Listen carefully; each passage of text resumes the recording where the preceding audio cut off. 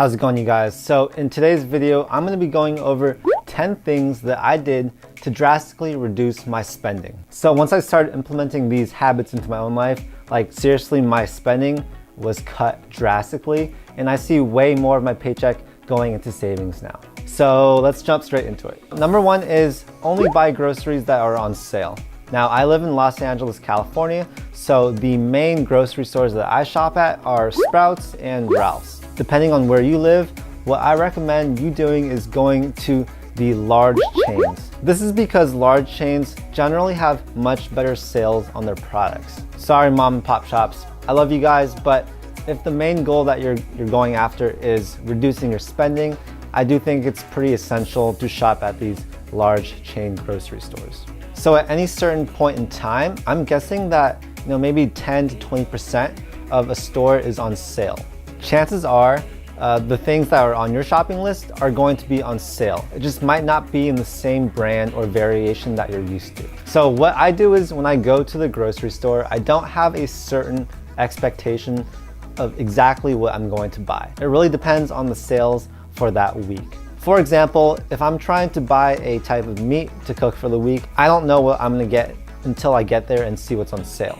Sometimes beef will be on sale, sometimes fish will be on sale. So it really depends on what the current promotions are. I do the same thing with vegetables, so I go to the vegetable section and see what's on sale.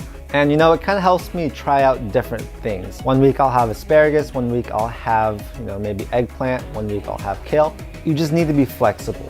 So the thing here is, just don't be picky with the brand or variation of what you're trying to buy. Only buy things that are on sale because that's gonna drastically reduce your grocery bill. Number two is to make the gym a daily occurrence. And it might seem trivial at first, but it really does help you limit your spending. Of course, the first reason is obvious. It's gonna be better for your health. The more you hit the gym, the better your health is, the fewer health bills you're gonna have, and the more time you're gonna spend being productive. Number two is that going to the gym gives you a hobby. Instead of going out for a drink, going out shopping, doing something that requires spending money, you can go out and get a really nice workout in and make that your activity for the day. It's fun, it's energizing, and you can make it a social activity.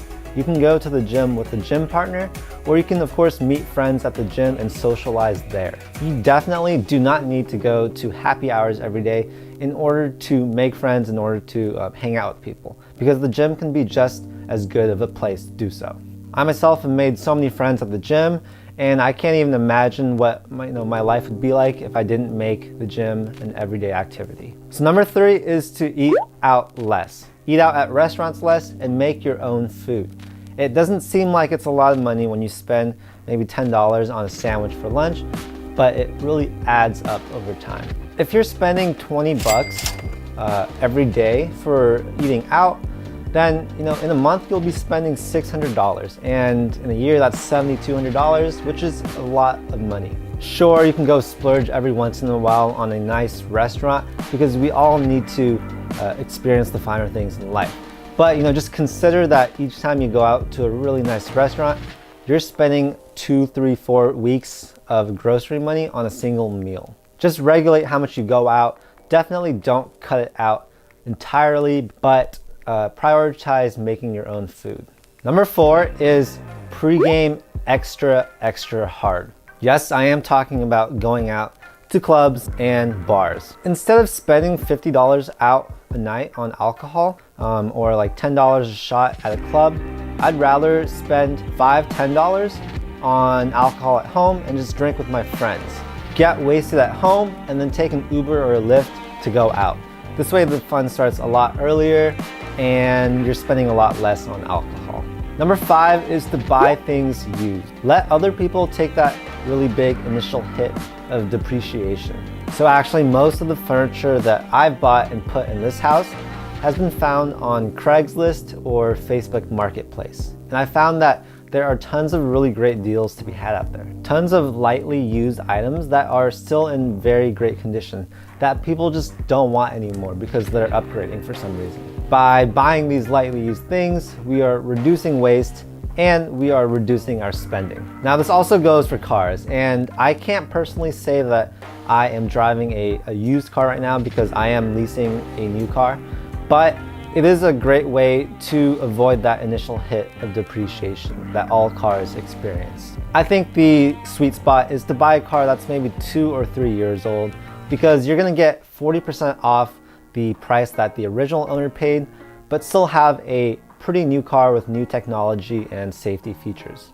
So yeah, buy used things. So number 6 is using GasBuddy to find cheap gas. Now I drive a pretty good amount, so my gas expenditures have a pretty good impact on my overall spending. GasBuddy is an app for iOS and also Android that lets you compare gas prices in your local area. What I'll do is when my gas tank is low, I'll pull up the app and see which gas station around me is the cheapest. Each time I go out, I'll probably save around $5 by picking the cheapest gas. Also, if I know that I'm gonna be going to a certain part of town that has cheaper gas, I'll try and time my fill-ups to coincide with those trips. Number 7 is using a website called Slickdeals to find the best deals on the web. It's basically a forum where people can submit the best deals that are going on currently, and people can vote on those deals and have it show up on the front page. Now, quite frankly, this can be a double-edged sword, because while you will be saving money on all the great deals you find there, you might be spending more money in the long run because you'll be buying more things. And this is just because it's like Black Friday year round. There's so many great deals on there, and you might just not be able to help yourself. Slickdeals has helped me out so much in the past. I've found so many great deals on there.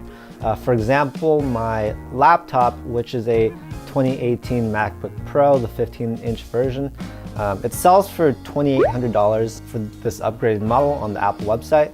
And I was able to find it on Slickdeals through another retailer for, I think, $2,100, including tax. So in all, I saved about $1,000 buying it from that retailer instead of from Apple directly. I bought my Dyson vacuum cleaner for like $150. So many things in this house were found on Slickdeals. Number 8 is to use Groupon when you travel. So obviously, if you're on a really strict budget, you probably won't be traveling. But if you are traveling to a certain place, then you might as well use Groupon to reduce your expenses. Whenever I create an itinerary for a trip, I always go on Groupon and see what types of experiences, things to do, or food options there are. For example, if you're going to Hawaii, Groupon has so many half-off experiences on there. There's parasailing, zip lining, ATVing.